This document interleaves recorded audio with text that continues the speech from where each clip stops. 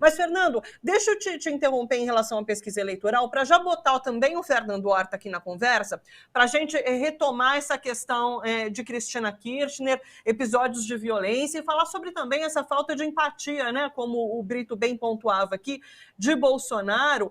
Chega a ser um absurdo a gente cogitar a possibilidade de um presidente não se solidarizar com um episódio como esse. É um absurdo em tempos, em qualquer tempo, né? Mas, enfim.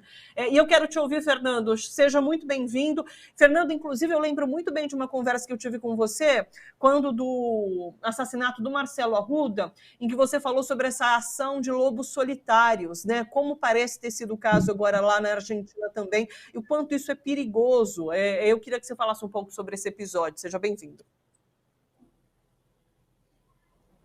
Sem seu áudio, você deve estar mutado. Eu me mutei para não incomodar vocês aqui. Tudo bom, Thalita? Feliz de te ver, muito bom estar aqui com você. Prazer estar aqui com o Fernando Brito também, queridão, como a gente acompanha ele há um tempão. Muito antes de aparecer nas redes, a gente já todo mundo bebia do tijolaço, né? O tijolaço sempre foi uma inspiração para todo mundo. Esse negócio que aconteceu na Argentina é o desaguadouro desse movimento que nós temos na América Latina como um todo, mas em especial no Brasil, desde final de 2013, basicamente, né? Então a gente tem que ter muito claro na cabeça que essa estrutura fascista, ela reside dentro de um local que hoje não é mais contido geograficamente. Isso que é importante. Porque antigamente, antes das redes, você mapeava onde é que essas figuras se encontravam, você conseguia encontrar o material físico deles, os panfletos, as pichações, você conseguia efetivamente ter materialidade disso e, de alguma forma, isso auxiliava o controle dessas atividades criminais, porque, obviamente, ninguém mais hoje discute que são todos criminosos. Quem é neofascista, se não cometeu um crime ainda, vai cometer já nos próximos momentos, porque a qualquer momento ele vai ser chamado por uma atitude quanto essa.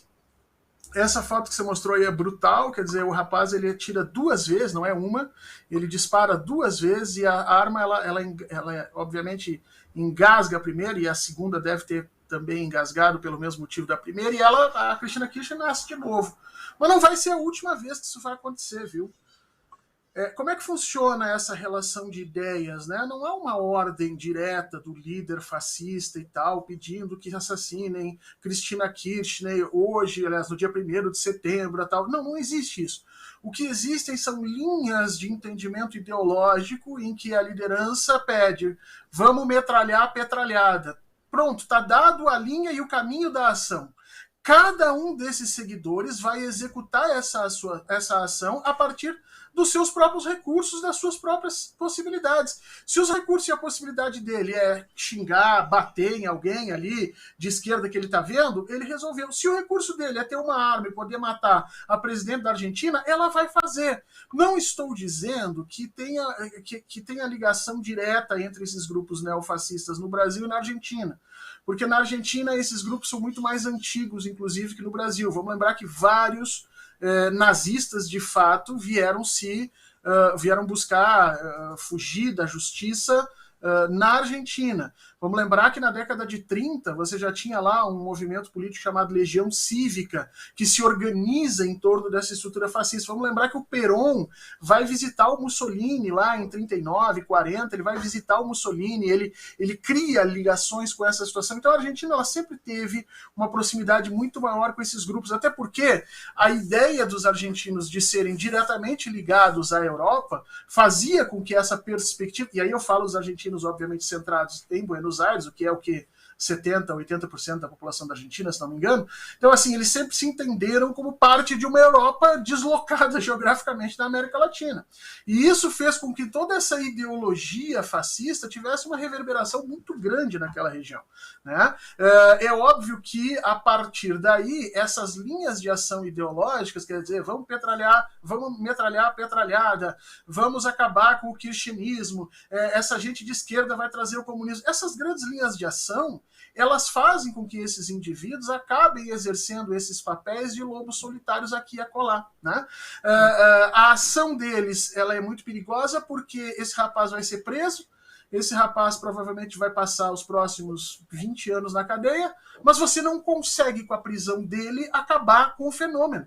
Esse é o problema. Então essas lideranças, como Jair Bolsonaro, né, eles ficam muito tranquilos porque eles podem mandar, de alguma forma, coordenar esses lobos solitários, a impelir eles a fazer essas atividades malucas, e mesmo que esses indivíduos sejam presos, eles são completamente descartáveis e você não muda a ação, a onda que vem por trás, né? Hoje aconteceu com a Cristina Kirchner, mas vocês viram que, na realidade, o momento onde isso se deu na Argentina, Luiz Inácio Lula da Silva, eu acho que faz 3 ou 4 desses mesmos momentos por dia.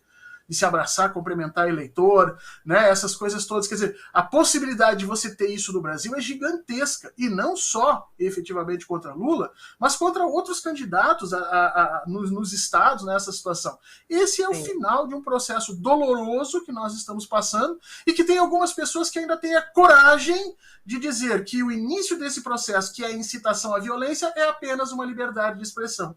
Não é liberdade de expressão. Ela é um caminho ideológico de ordem generalista que atinge a cabeça desses indivíduos e que termina ali, com o assassinato de pessoas, como aconteceu aqui no Brasil, e com as tentativas que estão acontecendo lá. Com relação ao Bolsonaro não ter se solidarizado com a Cristina Kirchner, vamos lembrar que o Gustavo Petro também foi, agora quase 15 dias atrás, alvo de um atentado pela extrema-direita, e que Bolsonaro não deu uma palavra com relação a isso. Né? Então, essa política do nós contra eles e a ideia de que a eleição é uma guerra e numa guerra eu mato o meu indivíduo, portanto a eleição é para acabar com ele e eu vou usar qualquer meios possíveis para acabar com ele, é isso que nos trouxe até aqui no Brasil, é isso que está fazendo em grande medida a gente ter esse enorme problema institucional que hoje leva o Brasil a reboque. E sinceramente, Thalita, se um ato desses chega a acontecer no Brasil, eu tenho medo das repercussões que podem acontecer.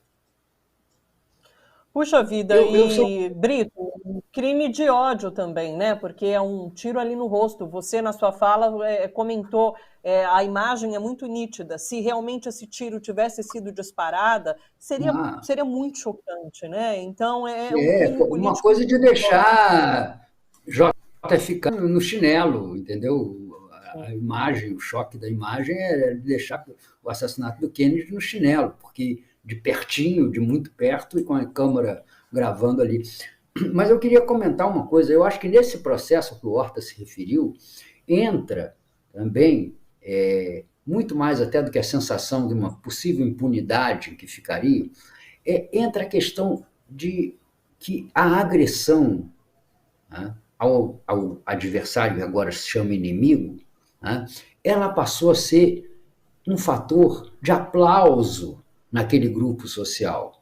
Ela passou a ser um fator de, entre aspas, heroísmo daqueles que se colocam como agentes desses processos de agressão. Então, a violência ela não só está presente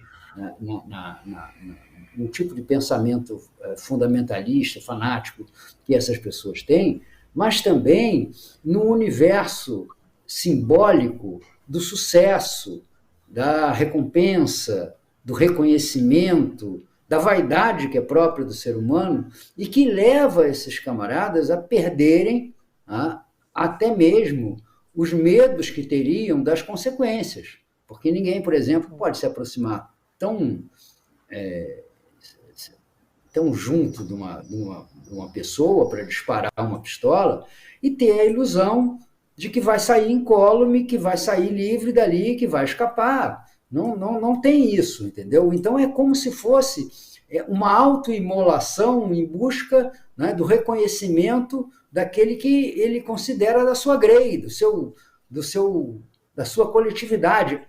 Quem para ele é a humanidade. Sim. Eu vi um histórico dele, inclusive os amigos comentam que ele era um mitômano, né? Então ele tinha esse costume de aumentar muitas coisas, de se dizer perseguido. Então é uma pessoa que tinha já essa característica de procurar, inclusive as câmeras. Diziam que sempre que tinha alguma reportagem sendo feita, ele ia atrás para dar opinião, para aparecer. Em um episódio como esse, é claro que ele acaba aparecendo muito, né? Ele realmente, agora todo mundo sabe o nome dele. O Fernando Horta, há alguma relação, você até chegou a citar, né, o nazismo brasileiro e o nazismo argentino. Pega muito mal para o Brasil ele ser um brasileiro, apesar de morar há bastante tempo ali na Argentina, ter uma mãe argentina, né? Mas a primeira relação que a gente faz é com essa violência muito presente aqui no nosso país, com um movimento de extrema-direita muito presente e muito encorajado pelo presidente da República. E é claro, a gente acaba fazendo essa relação de ser um brasileiro nesse atentado, nessa tentativa de homicídio da vice-presidenta argentina. É possível fazer essa relação de fato? Eu acho apressado, sabe, Thalita? Eu acho que ele ser brasileiro foi um azar nosso. Porque ele está há 20 anos na Argentina, nós que verificamos os perfis dele, não havia muita ligação entre ele e efetivamente as questões brasileiras. Nós teremos que fazer uma investigação mais profunda para ver se eles frequentam os mesmos fóruns na internet, que a gente costuma verificar isso, os famosos 4chans e tal. Eu não sei se é determinante, eu acho até que não é determinante essa relação com o Brasil. O que nós temos ali são fenômenos que estão ocorrendo em todo o mundo, em boa medida, Europa está toda tomada, a América Latina também, e o fato dele ser brasileiro é um azar nosso. Mas não que tenha saído daqui essa perspectiva para ordenar, vamos dizer assim, uma célula latino-americana. Não, acho que não é por aí. Eu só quero discordar numa palavra de você, Fernando. Eu acho que não foi um azar nosso, eu acho que foi uma sorte nossa, porque permite às pessoas, com maior facilidade, entender que este é um processo que se passa aqui também. Sim, não isso é verdade. Lá de fora. Nós temos que aprender com isso no Brasil, né? Eu acho que as pessoas que ainda estão... hoje em dia é muito menos gente, mas no início muita gente era refratária ao uso do termo fascismo. Aliás, eu tenho visto aí colegas tentarem defender o termo, semifascismo. Não, vamos chamar a coisa pelo nome, sabe? A gente já deu tanto nome para esse negócio, a gente já chamou de coxinha, a gente já chamou de bolsonaristas, a gente já chamou de gado. Vamos falar com o nome correto isso. Isso é um movimento fascista no Brasil. Você também tinha fascistas de diversos níveis de desprendimento e engajamento na Itália, na Alemanha. Tinha gente que simplesmente usava uniforme, tinha gente que simplesmente usava a bandeira, tinha gente que acreditava num determinado ideal e tinha os que torturavam, matavam e por aí afora, porque a ideologia vai ranqueando esses indivíduos dessa maneira na Itália. A mesma coisa está acontecendo no Brasil hoje. Então, acho que a gente tem que começar a se dar conta de que o mesmo risco que a Cristina Kirchner correu lá, nós estamos correndo diariamente aqui, com a diferença em que a população brasileira é o quê? 12 vezes maior do que a da Argentina, 15 vezes maior do que a da Argentina, é isso, né? Então, quer dizer, você está correndo... 6 vezes. Hã? 6 vezes. 6 vezes? Então você está correndo 6 vezes mais risco de que alguma dessas pessoas se veja nessa situação. E olha que nós já tivemos esses atos aqui no Brasil. Nós tivemos gente jogando bomba em cima de comício do Lula, jogando armas químicas ali, era como é que é? Agrotóxico, bom, mas aquilo ali é químico, que vai machucar, vai. Nós já tivemos isso aqui, e a continuar esse processo, a coisa fica muito complicada, e aí eu quero chamar a atenção disso.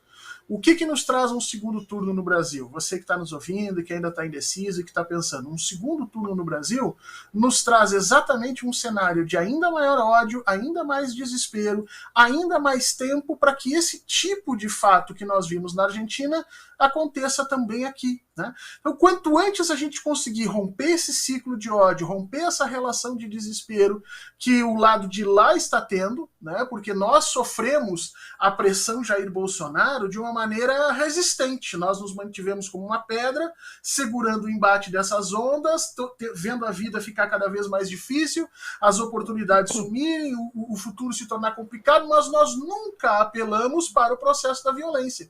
Nós jamais defendemos, vou entrar ali, vou matar aqueles bolsonaristas desgraçados, vou metralhar, vou acabar com a vida... Não, a nossa resistência é uma resistência ideológica, racional, política, no sentido do antagonismo respeitoso, né?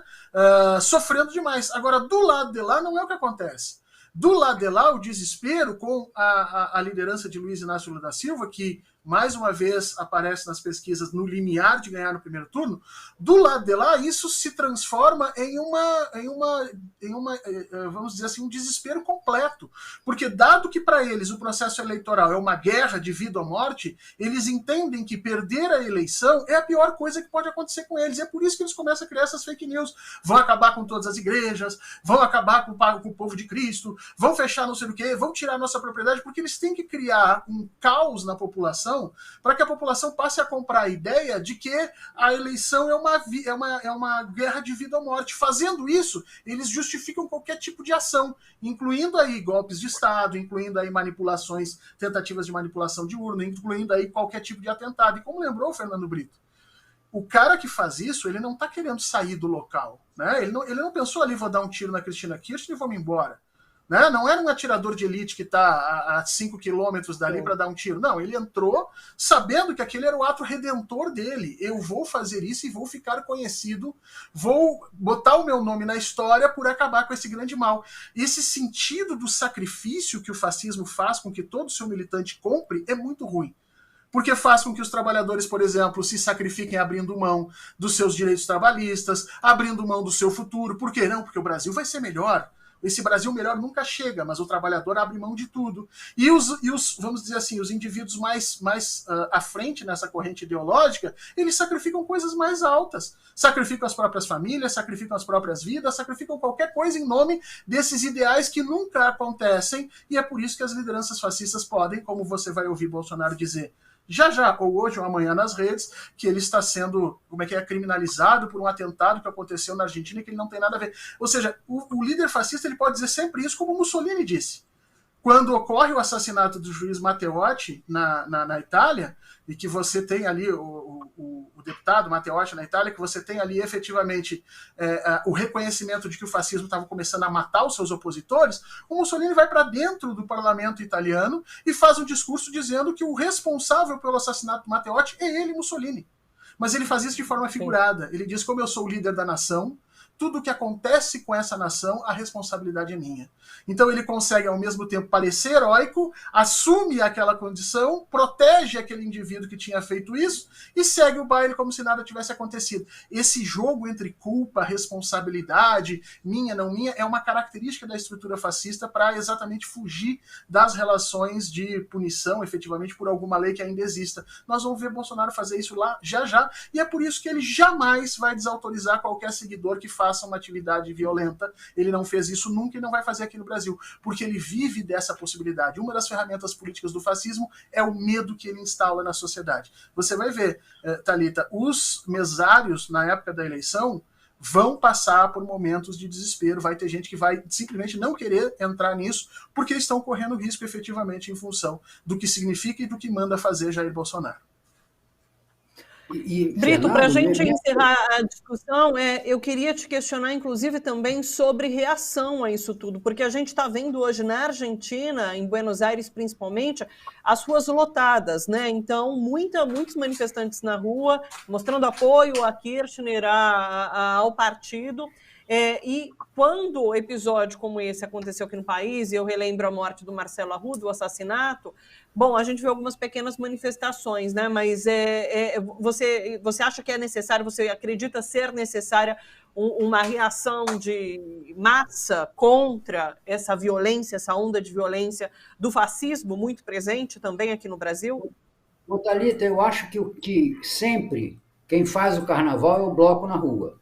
Entendeu? Quando não tem bloco na rua, não tem carnaval. Tá?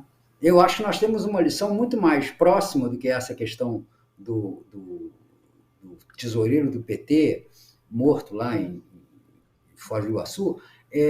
Eu acho que nós temos uma questão que se refere a um momento, até que o Fernando trouxe a memória aí, falando dos coxinhas, etc., 2013, né, em que cometeu-se o erro de legitimar aquilo ali. Se a gente se lembrar bem, os dirigentes do PT, os governantes de então, saíram para uma linha de legitimar, em lugar de dizer que aquilo era a direita na rua, que aquilo era o prenúncio do golpe, que aquilo era a tentativa de desestabilização de um governo. Lembremos né, que o governo Dilma foi eleito em outubro de 2014, em plenas manifestações que continuaram logo em janeiro. Então, não era uma queixa do governo. Né? Legitimou-se aquilo, né? E aquilo foi avançando, ao ponto de que, quando se tentou deter o processo com o não ao golpe, era tarde demais, você não tinha força. O que eu acho que agora, o ideal que poderia acontecer, né, era, como eu disse no início dos meus comentários sobre a eleição, a campanha de Lula materializar o que é o seu favoritismo virtual, porque esse favoritismo de pesquisa, né, de 45% de pesquisa, é grande, mas ele é virtual, ele não é materializado.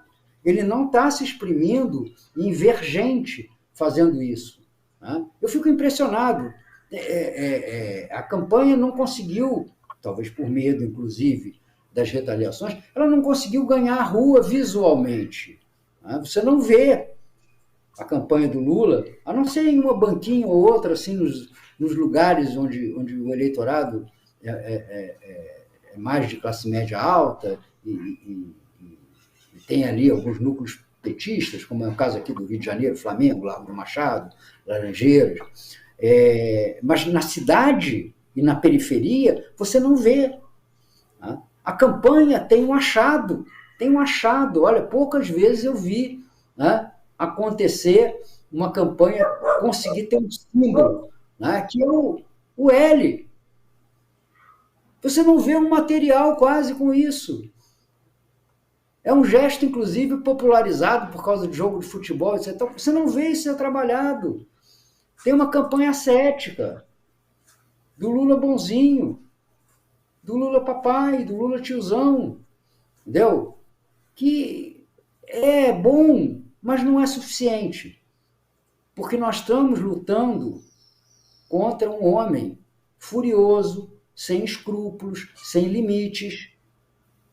E está faltando responder a ele na mesma moeda. Eu vou dar um exemplo rápido. Presidiário. Presidiário? Você também. Você estava preso lá no Exército quando você tentou explodir as bombas. Você explodiu uma adutora, né? Pronto. Não precisa gritar, não precisa xingar, não precisa bater.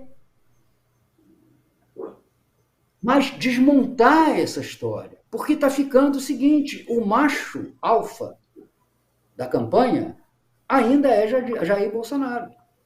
Então, Lula não pode ser acovardado nessa reta final de campanha. Lula precisa ser o candidato do qual nós nos orgulhamos, do qual o povo brasileiro espera a tarefa de vencer o candidato do fascismo. E vencer o candidato do fascismo nos ajuda a dizer: vamos vencer já. Não vamos dar a ele a chance do jogo de volta. A gente tem conversado essa semana sobre essa possível mudança de comportamento de Lula em cima de uma reportagem, inclusive, que Mônica Bergamo publicou, acho que foi na terça ou na quarta-feira, falando que a campanha tem pensado em mudar essa atitude, esse comportamento de Lula para que ele se torne mais ofensivo em relação a Bolsonaro de fato. Mas, gente, isso vai ficar para um próximo dia para a gente conversar. Quero agradecer demais a conversa com vocês, viu? Brito, muito obrigada. Horta, foi um prazer sempre aqui com você, viu? Beijo para os dois, bom trabalho para os dois, bom final de semana e a gente volta a se encontrar, tá bom? Um beijão. Abraço, gente. Obrigado, Fernando. Obrigado, Thalita. Beijo para vocês.